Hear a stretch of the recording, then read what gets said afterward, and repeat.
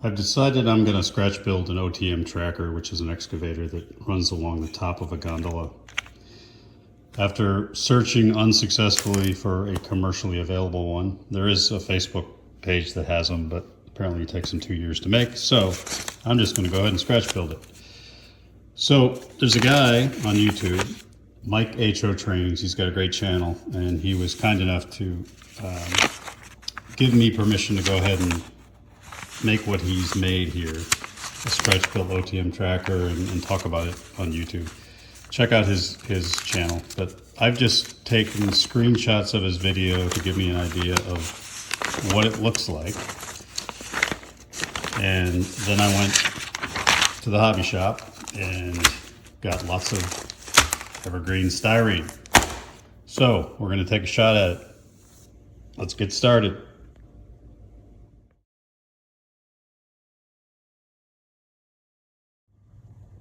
Let's run through what I purchased for this project. So it's all evergreen styrene. First, I got a mix of different sheets. I got 0.010, 0.020, and 0.040 inch thick assortment of sheets.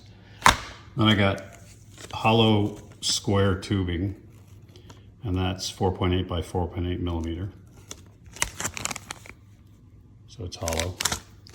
Then I got solid tubing, solid square, 2.5 by 2.5 millimeter, 1.5 by 1.5 millimeter, and 3.2 by 3.2 millimeter. Then I got solid rod, 1/16 or 1.6 millimeter, and 1/8 or 3.2 millimeter. Those are round. They're solid. And then lastly, I got tube, 3/32 or 2.4 millimeter round tube. So that's hollow. So I think I'll use all of this. If not, we'll use it on other future projects. But as we build, we'll kind of learn what all is required to make this look nice.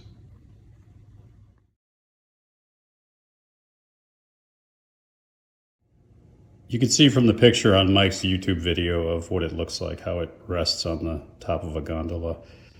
Here's a better shot of the entire scratch built product. So it's that excavator, I'm assuming he got off the shelf, and then underneath the track is what he scratch built, and that's what I'm going to scratch build. So what I've purchased for the top is a Diecast Masters HO scale excavator. It hasn't arrived yet, but I plan to take the tracks off and then attach it to the scratch built platform, which is what Mike did. And then the gondola that I'm using is a Concord. It's the best one I could find because I want it to be a maintenance away. So Herzog is a good name to have on the side. I'll weather that up quite a bit. I'll put some new couplers on it. The wheels look okay. They're metal. Seems to run and track pretty well on the layout. I've never had a Concord model. It's not super detailed, but it's nicely weighted. It's got the metal wheels, and it's going to need some Katy couplers. And other than that, it should work great.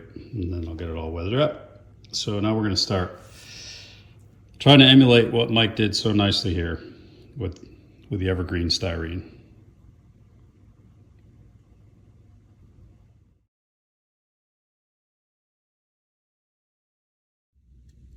For the side beams of that base platform, what I used is the solid square 3.2 by 3.2 millimeter. And then to make it an I-beam, I took the 0.02 inch or 20 thousandths sheet plastic, and I cut strips. And I glued that. I'm going to glue it to both sides.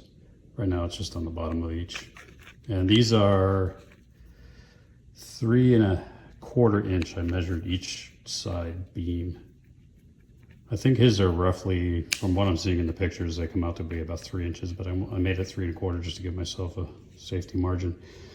And the reason I only put the the I-beam on one end of that plastic sheet, on one side rather, is because I'm going to, what it looks like Mike did is he glued window screen as the netting on that base platform, and it looks like he locked it in by gluing it first to the beams and then putting that top sheet of plastic over it. So it looks like an I-beam, but it's actually locking that screening in. And I think I'm going to try doing it with wetting tool or wetting veil. So I'd place it on there, you know, get it probably about halfway, and then I'll just cement that strip of styrene sheet over top of it. And we'll see how that works. What do you think, Rigby?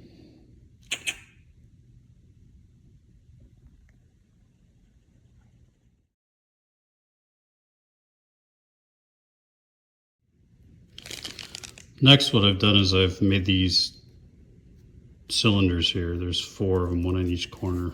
There's also 4 on these on the middle platform, but they're a bit longer. So let's start with the 4 on each corner. And what I'm using for that is 3 30-seconds or 2.4 millimeter. Give me that. Tube, hollow tube. And I cut them into 1/2-inch pieces, which is roughly what I can guesstimate from the photographs. And I'm gonna put one in each corner here. So this was the first piece where I nested that solid square inside the square tube. And I'm gonna put the cylinders or the round tubes in each corner, and that'll give me the spacing I need. And then I'll put a cross beam here on top and do the same on the other side. And then there's some cross supports, and then I'll put the wetting veil across the whole thing, and then I'll top off these side pieces with the styrene sheet to complete the I-beam and to lock in that wetting veil. So it's coming together.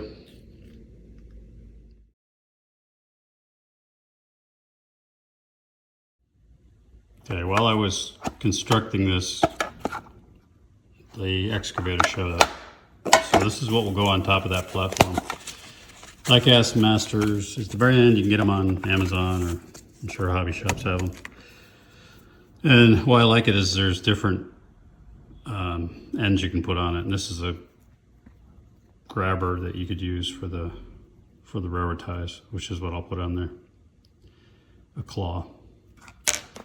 So it's 1/87 scale. Take it out of there carefully. There's a guy in there, which is kind of cool.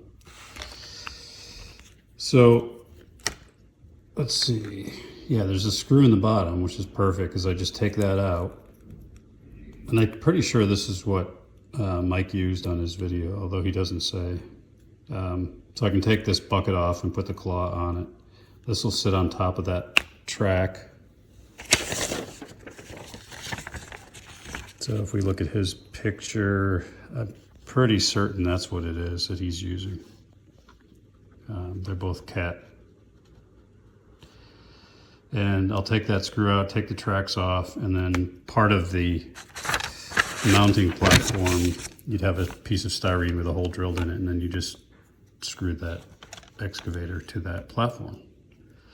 So pretty good detail. I'll have to add some to it and obviously weather it, dull coat it, put some rust on it, and some additional detail parts, maybe some more hydraulic lines. So back to building the platform.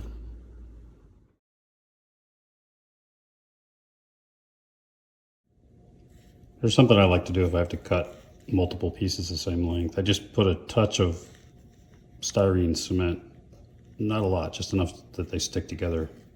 And then I sand them or cut them so that they're all even, and then I can just pop them apart and they're all even. So what I'm going to do with this is, as I'm making that base for the excavator, the part that's going to slide back and forth, got these 2 larger ends, then I'm going to put These are about a 1/4 inch. I'm going to put one in each corner, and off that I'm going to glue a cross section, which is about 1 inch long.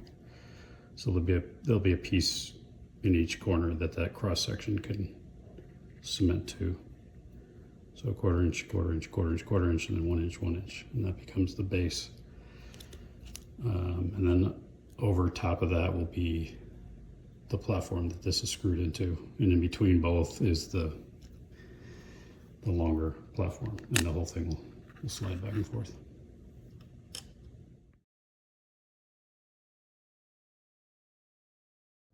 Okay, here's what I've done so far. So there's 1, 2, 3, 4 beams, or thick beams, for the base, and these are the 4.8 by 4.8 square tube, and I cut them roughly 1 3/8 of an inch long, 4 of those, and then I cut equal length 1 3/8 inches by 4 of the 3.2 by 3.2 millimeter square solid styrene, and basically they'll nest inside the tube. So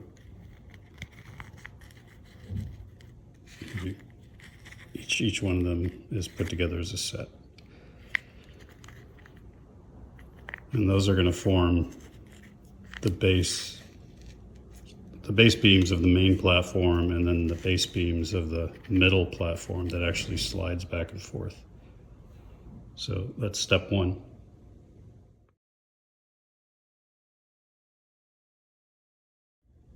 Okay, this is as far as I've gotten. So you can see the I-beams on either side. I decided not to put any kind of netting in the middle, because if I look at the OTM tracker model Facebook website, theirs does not have any kind of netting. I will put cross supports. Theirs is also a bit longer than what Mike built. This is 3 inches, and that's what his looks to be. So I think in this gondola, that's a good length. So just make sure it was squared up. And once you take the tracks off of this tractor, it's going to sit back quite a ways. So you can see what I've done so far, which is I've got the I-beams on the side. I've got these tubes or cylinders on each of the 4 corners, and then I put another piece on top here on the ends. And then these, where'd it go? These inserts will go in here. There's one already in there. And then I'll drill into these, and that's where the legs are going to come out that actually go over the edge of the gondola. So next is to build the top piece that the excavator sits on, and then a mirror piece for underneath, and the two lock together, and that's what slides along this track. And then the cross supports, and then kind of cleaning it up and detailing it.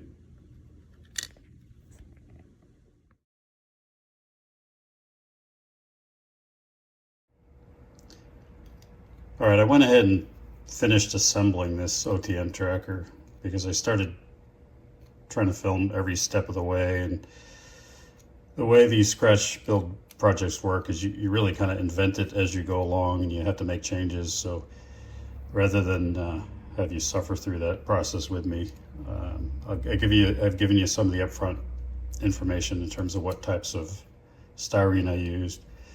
But let me show you the finished product, and you can take a look, and by looking at the raw materials that I talked about up front, and then looking at this model, you probably could get a good sense for how to assemble it.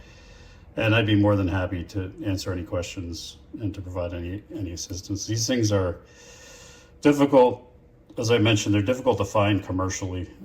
There is one provider, but it takes them forever to make these things. So I just said, you know what, I'm just going to make it myself. So it's an OTM tracker, and it's on I-beams that I made with styrene. It's all evergreen.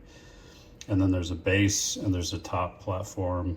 And I've got this, what this is strips of Alchem chain link fencing just super glued to strips of styrene, so it looks like platforms.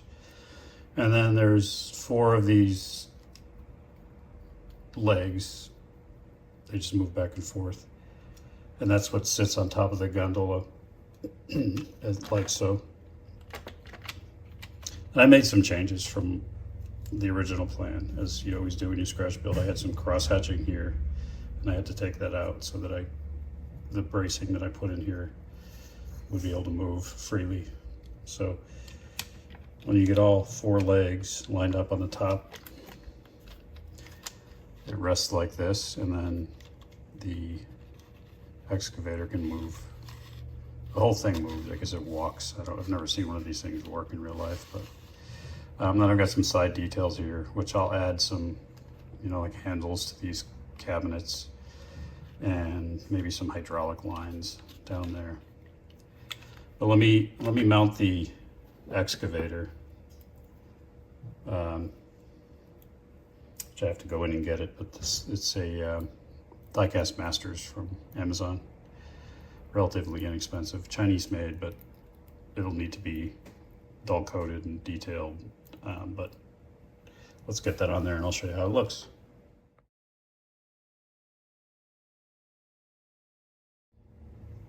All right, to get the excavator mounted, this thing comes apart. The whole thing comes apart with 1 screw. This just sits in there. There's a pin, and then normally the tracks would just attach with 1 screw. So take that screw out. And what I did was, because of the thickness of the plastic, I had there's two layers glued together, styrene as the base for this tractor. So on the bottom layer, I just drilled a bigger hole so the screw would fit in, and a bit of a countersunk hole here, because you could see that this sits proud of the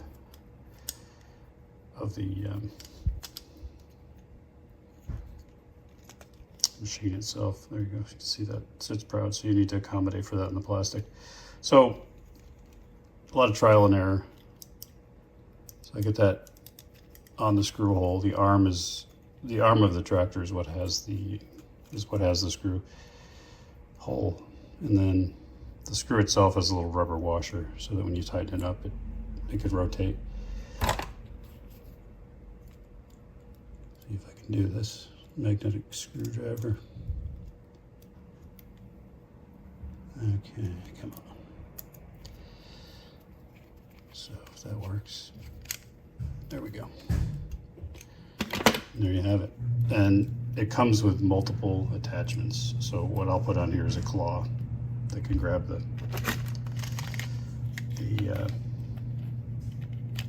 railroad ties.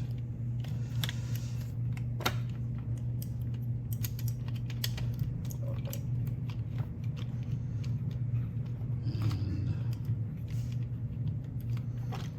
this is what it looks like.